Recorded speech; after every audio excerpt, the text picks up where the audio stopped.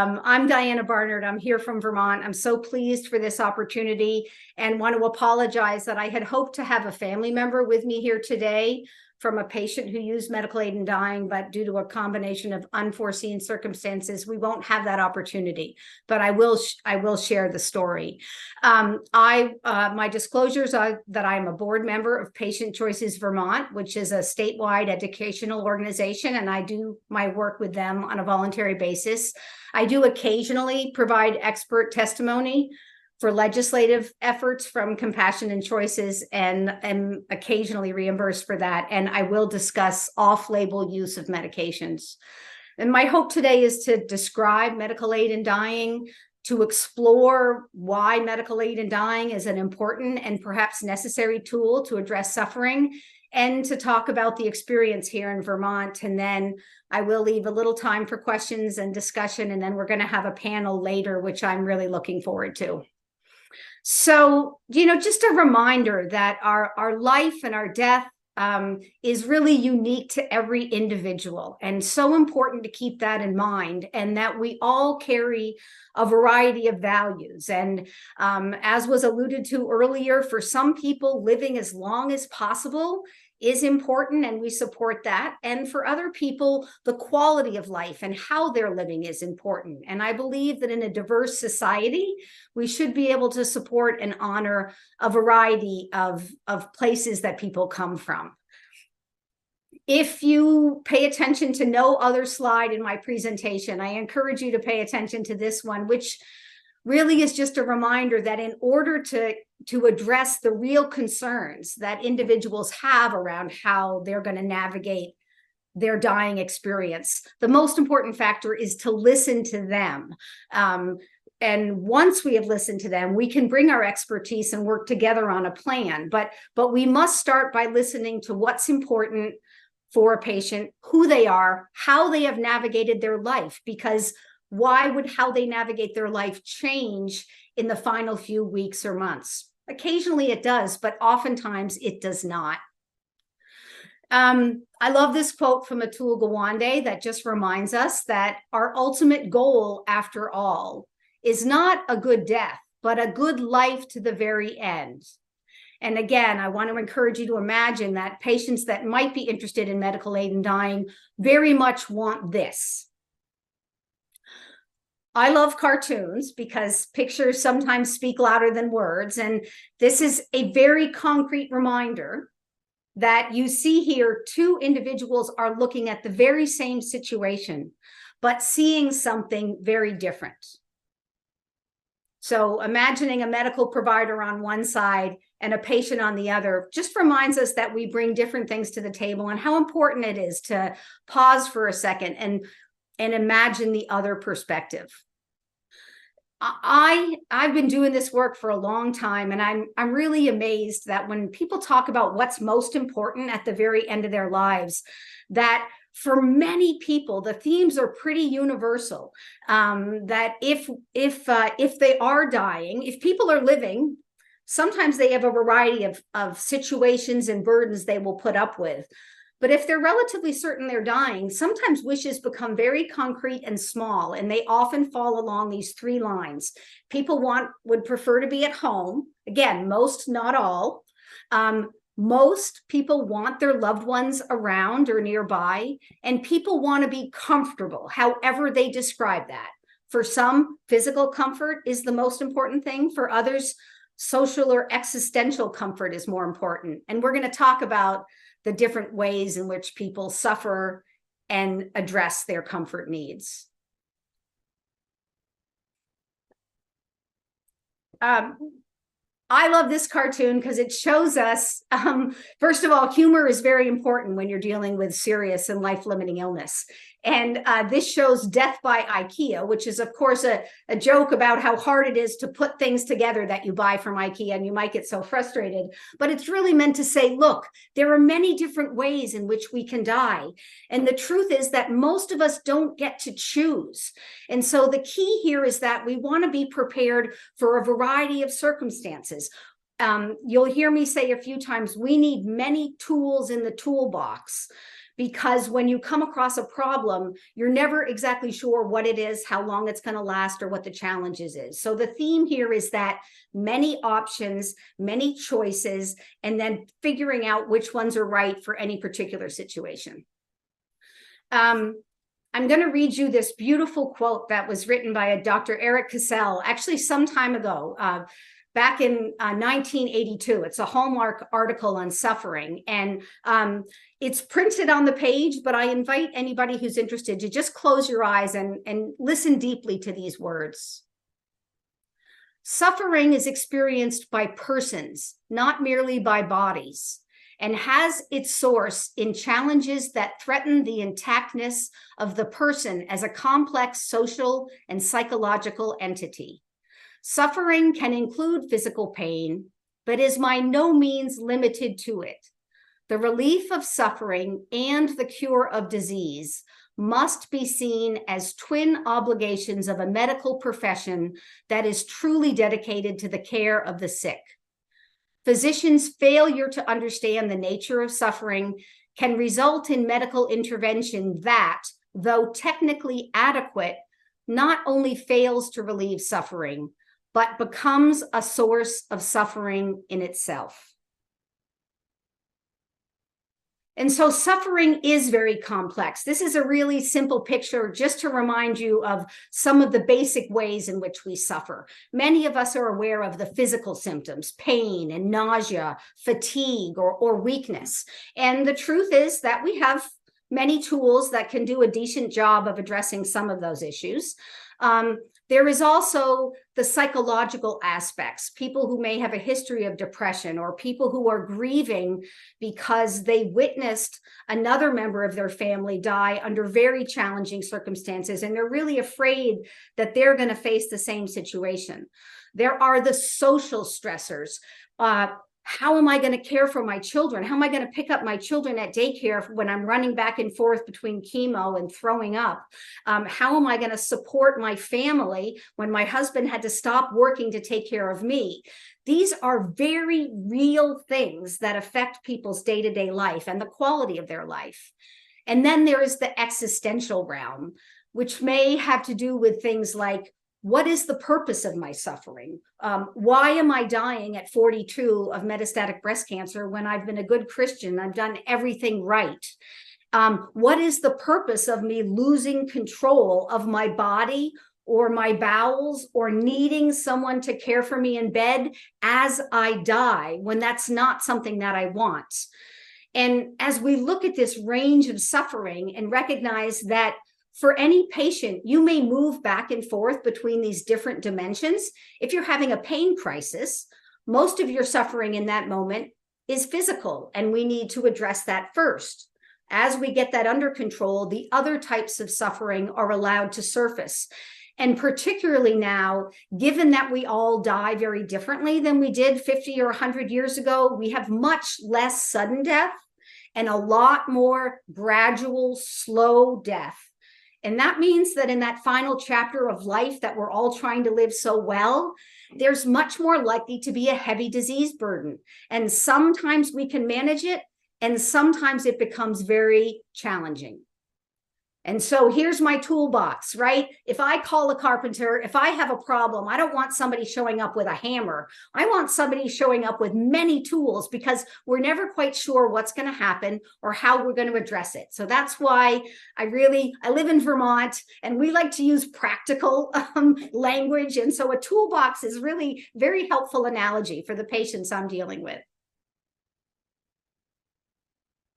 Here's another picture speaks 1,000 words. And again, just a reminder, my job as a palliative and hospice physician is to listen deeply to a patient and family, to understand their medical problem, and to work together with shared decision-making to come up with a treatment plan that fits the medical reality and their particular values.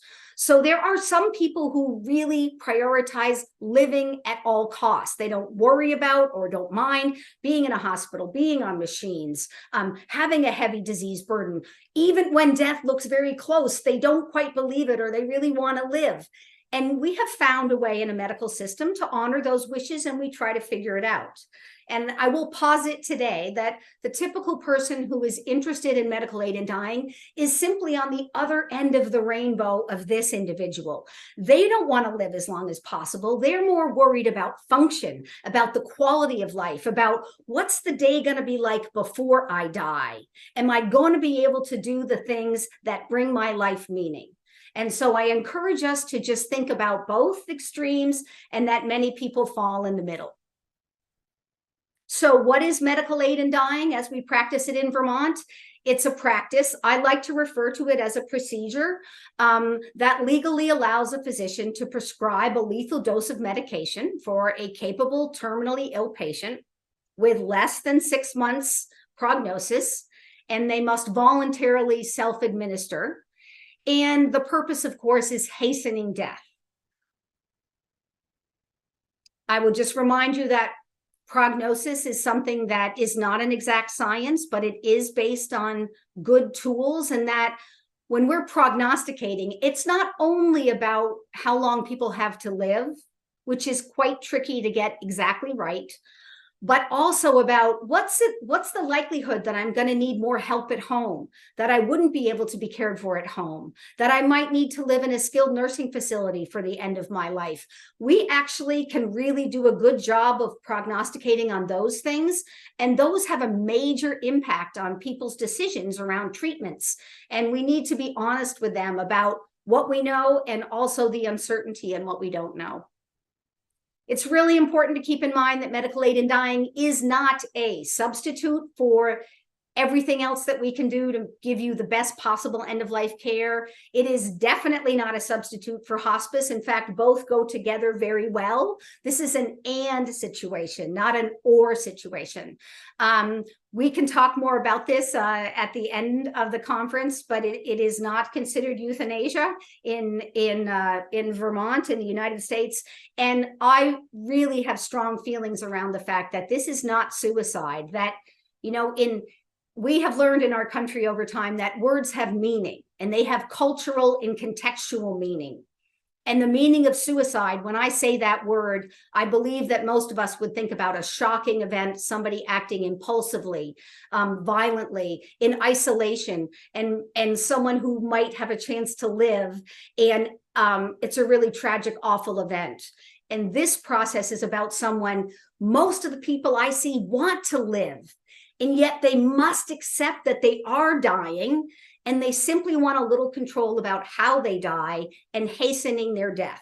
Very different than suicide.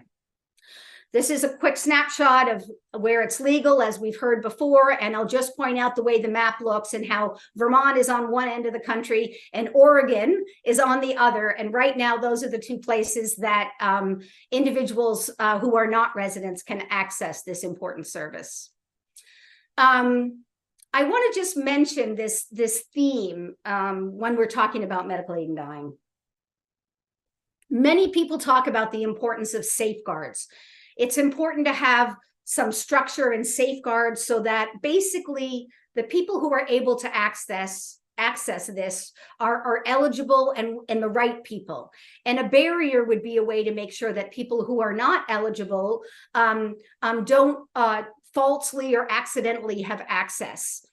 The truth is, one can be another. So the very same things that we have put into place as a safeguard can eventually end up being a barrier. So for example, who can prescribe?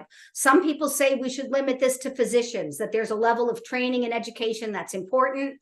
At the same time, we have very real issues around access, and we are learning that mid-level providers can be fully experienced and carry out a bunch of medical treatments. And so why are we limiting who can prescribe?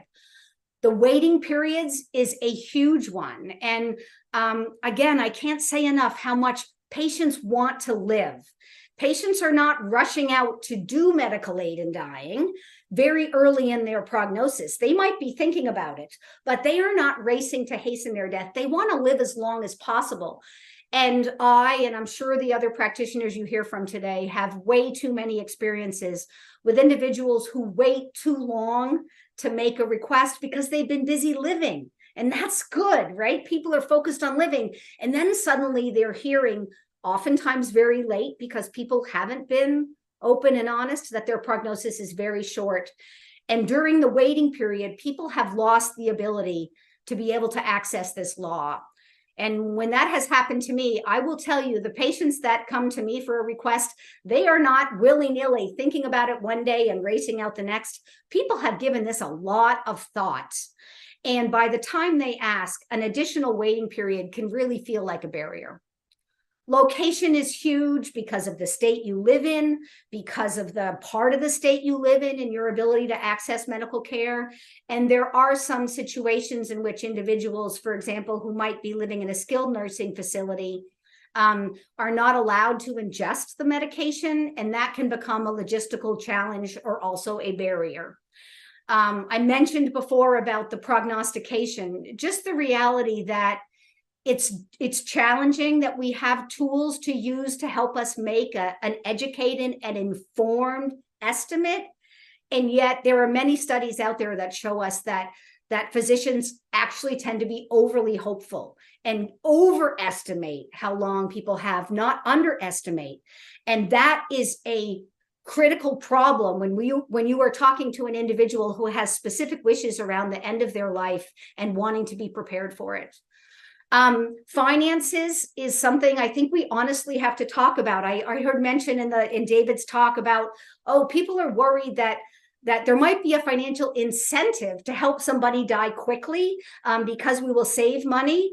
But I also need to tell you that it is very expensive and takes a lot of resources to care for people that have a lot of needs. So these people that I'm seeing, many of whom would love to be at home with their loved ones during their final phase of illness, but the cost of getting care and the lack of our medical system reimbursing for the kind of assistance in getting up and going to the bathroom and doing our laundry, there are limitations to the amount of money that our society has chosen to make available for people in that circumstance.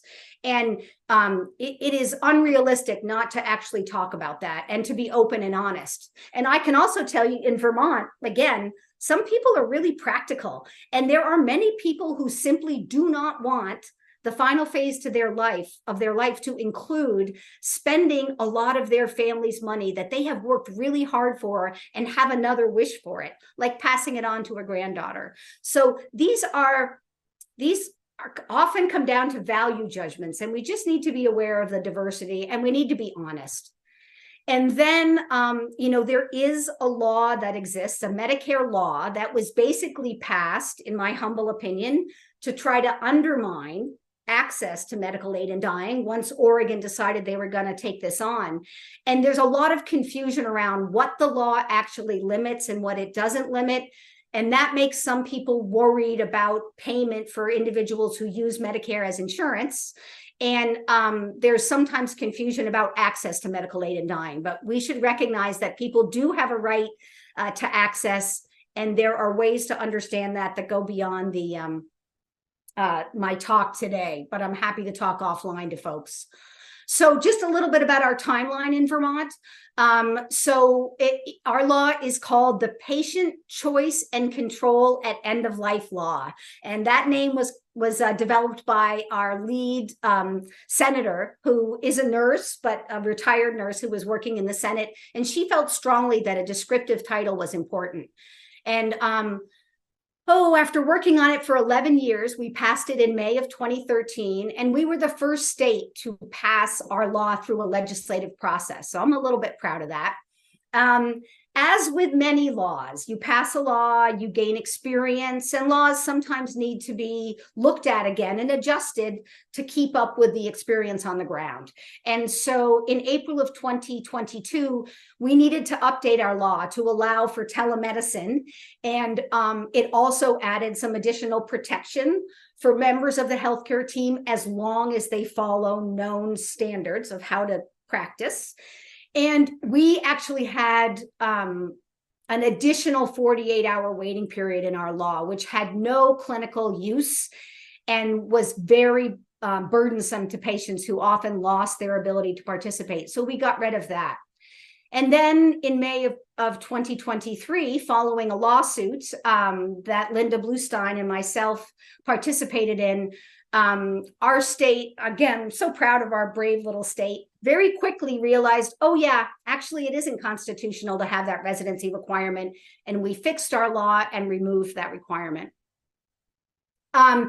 You've seen before, but just to remind everybody, the eligibility criteria, which is to be 18, have a terminal illness, a limited life prognosis of 6 months, be acting voluntarily, and be capable of understanding both all of your treatment options and your interest in medical aid in dying. And as we have it now in the United States, the ability to self-administer, which is the final act to assure that it is the patient's choice. But that comes with a little burden too, and I'm really curious to hear from my Canadian colleague.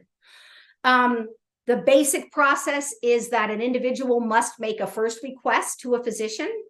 The physician assesses eligibility and gives the patient information, and then at least 15 days later, you make a second request. You also need to see a consulting physician who confirms that you're living with a terminal illness, that you have a limited prognosis, and that you are capable and making an informed decision. The patient also needs to put a request in writing. And then once all of those are completed and you are considered eligible, and then if and when a prescribing physician writes a prescription, that's when we have to file paperwork with the Vermont Department of Health. And they are the organization that tracks our data.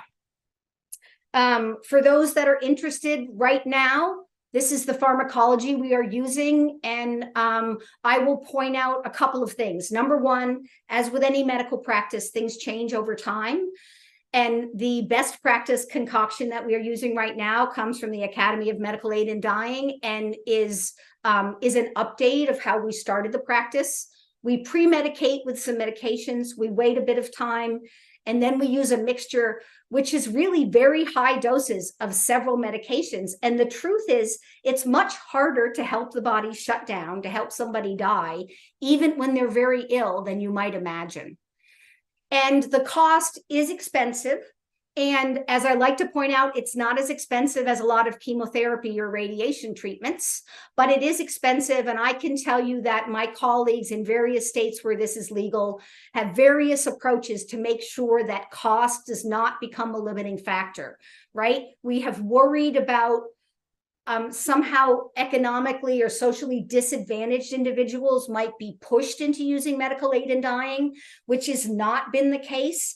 And I think we have an ongoing challenge and a charge to look into the fact that let's make sure that people are not being denied access to this legal tool because of social or educational or financial factors. Our Vermont Department of Health puts out reports every other year. We're a small state. We don't have big numbers. And our Department of Health is very cautious about privacy. And in fact, because if you say like Bennington County pancreatic cancer, somebody might be able to figure that out. And so the Department of Health tries to wait until we have enough numbers that we can de-identify people. But our basic numbers, and I'll just remind you that the population of our state's pretty small, about 640,000. So over 10 years, we've now had our law, and we just had a report come out. There were 203 prescriptions written. Most of them were living with cancer. And second was ALS and Parkinson's disease and other neurodegenerative diseases. One interesting fact is that our numbers have gone up significantly, and this is before we removed our residency requirement. So what we've seen is that in the early years, there was only about 12 or 15 Vermonters a year who actually utilized the medication. But over time, that number has gone up. And I can tell you that there's still a lot of people who aren't aware that this even exists. And I think with some of the law changes and the lawsuit, there was more education and there was more media about it. So I think people are still learning about it because we had about between 40 and 50 prescriptions in the year before we removed our residency requirement. The other interesting thing about Vermont is that in the last 2-year period, 86% of patients who received a prescription used it.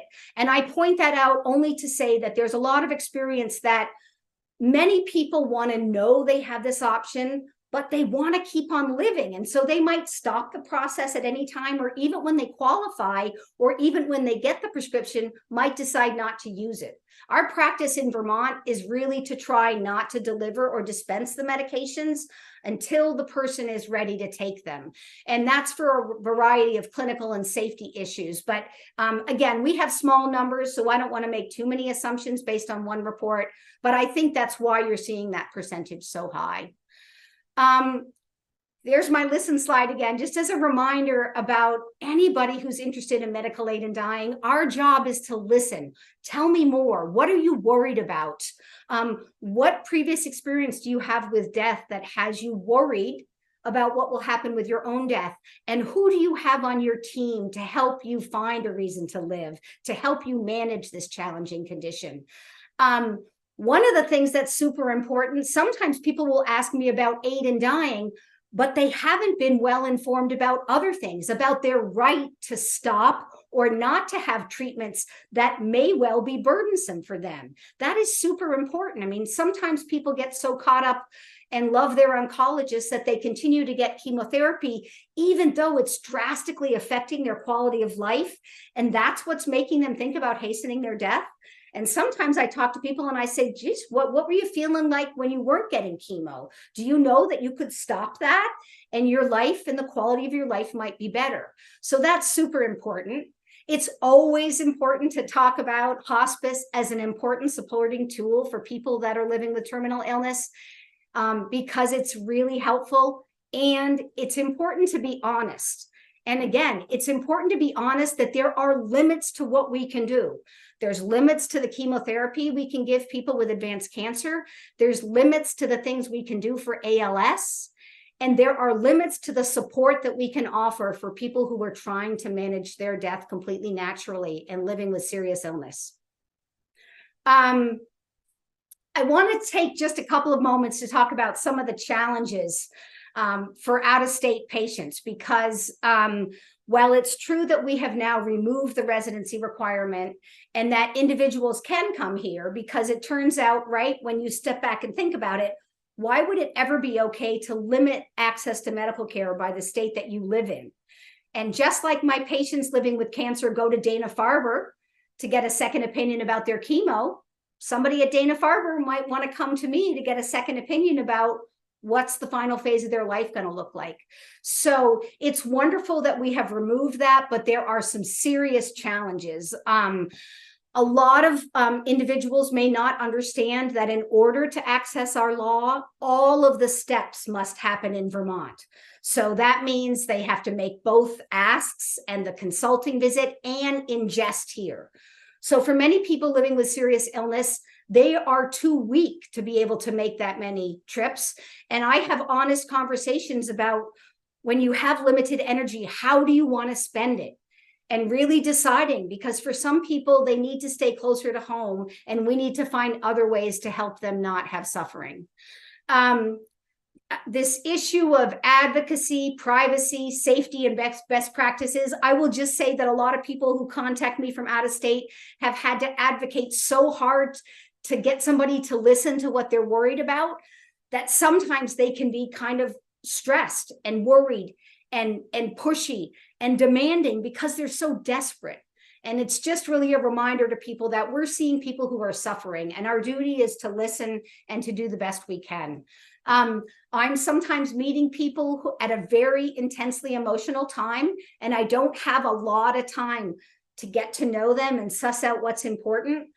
But then again, in my work in palliative care, I'm often meeting people very quickly and having to establish those same therapeutic relationships. So I figured out how to do it, but it's challenging.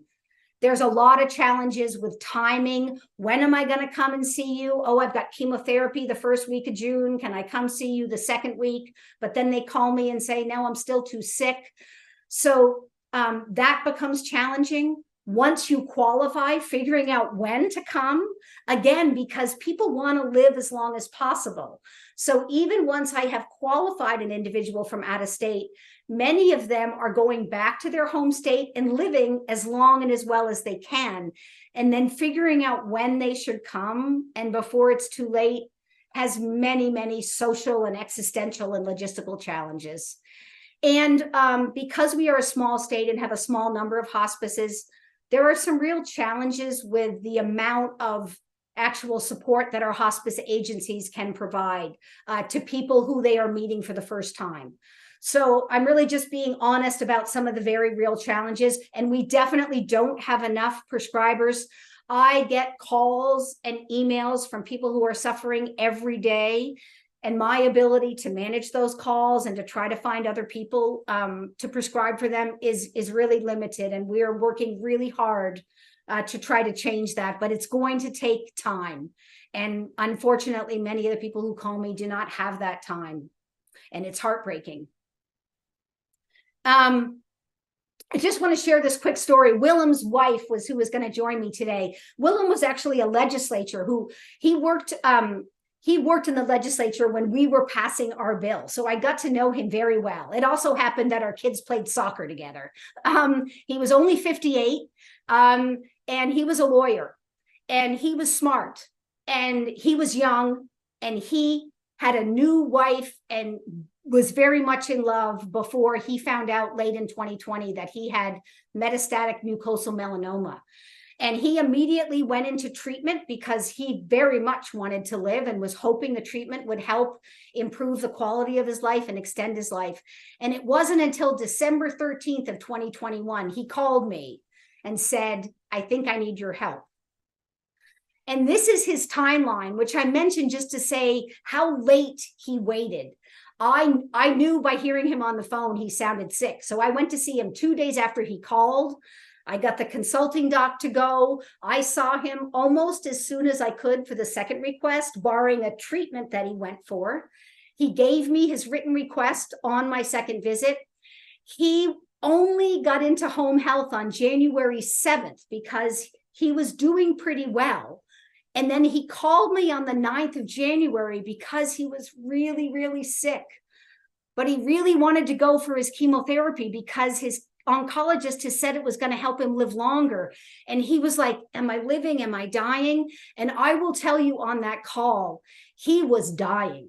And I had to really help him see that unfortunately the treatment wasn't going to give him what he wished for. So I wrote the prescription the next day. He enrolled in hospice that day. And he took his medicines just 2 days later. And what I can tell you about that day is that every death is different. I've seen a ton of them. And I am sorry to say, but I have to be honest that I've seen a lot of people die poorly. This day was beautiful.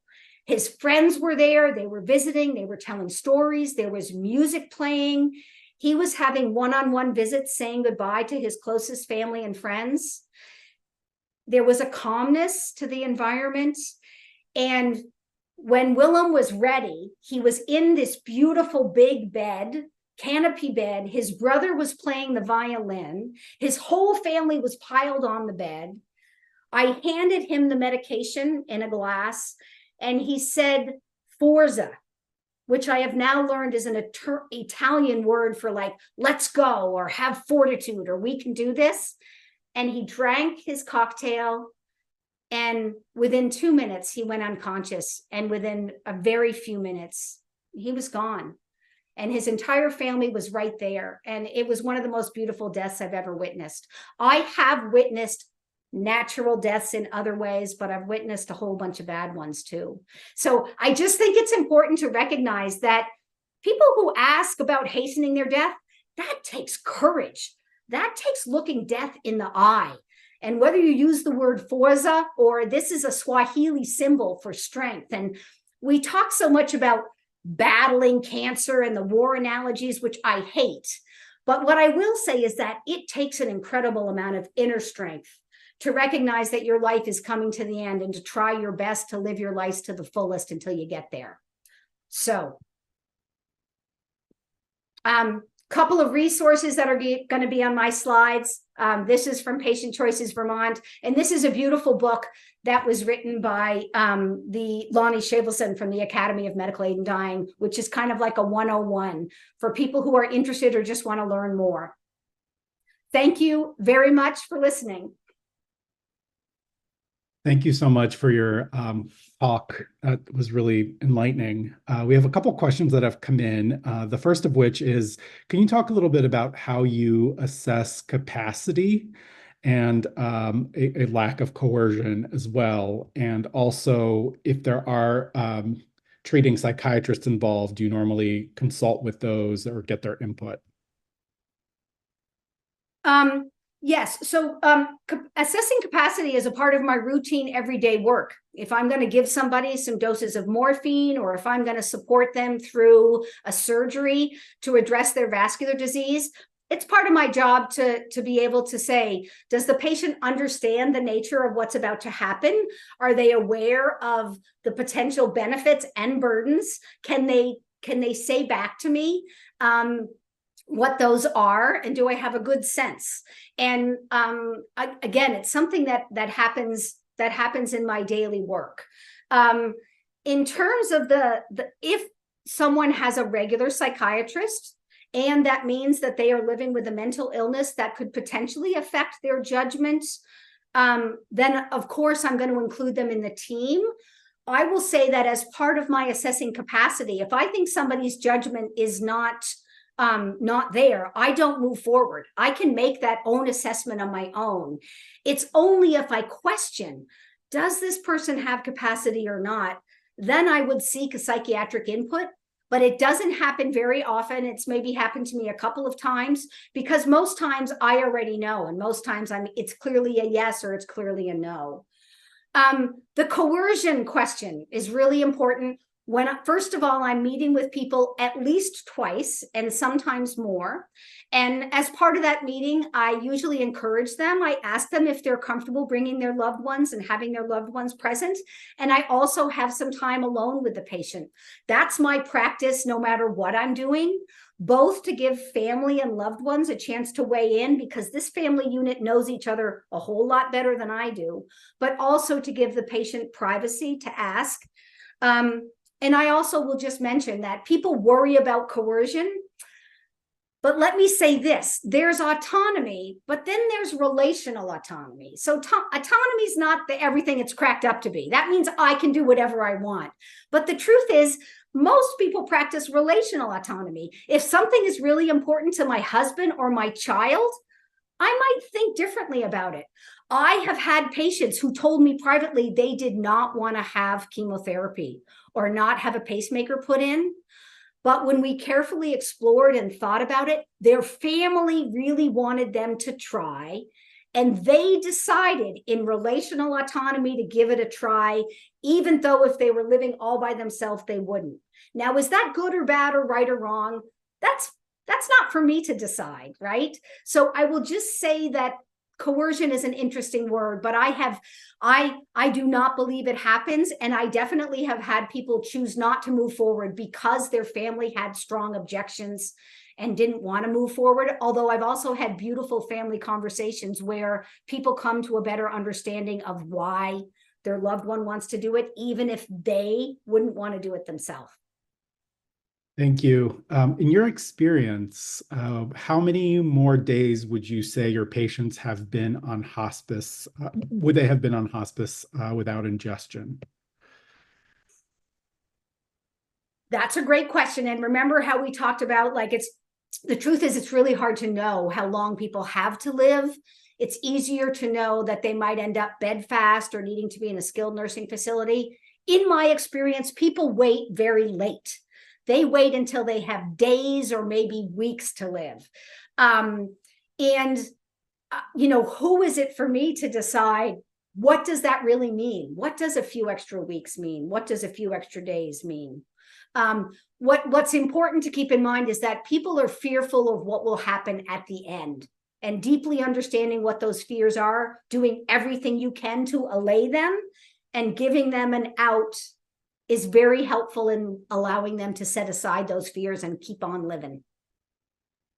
Thank you. Another question that's come in that's really interesting is thinking about the experience in Vermont. Have you all had conversations about allowing some kind of ability to request medical aid in dying through advanced directives that can then be uh, implemented if the person becomes has dementia or has some other issue that gets in the way of the capacity?